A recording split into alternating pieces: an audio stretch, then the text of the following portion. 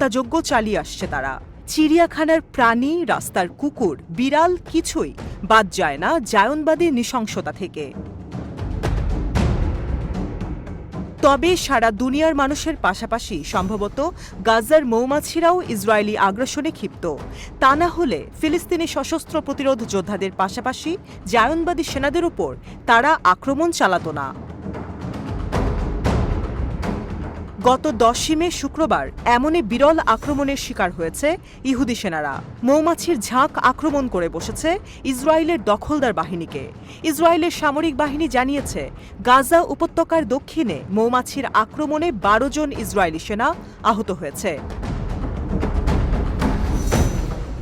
Israeli গণমাধ্যম Times of Israel সামরিক বাহিনীর বরাত দিয়ে জানায়, সৈন্যরা অসাবধানতাবশত মৌমাছির চাকে আঘাত হানে।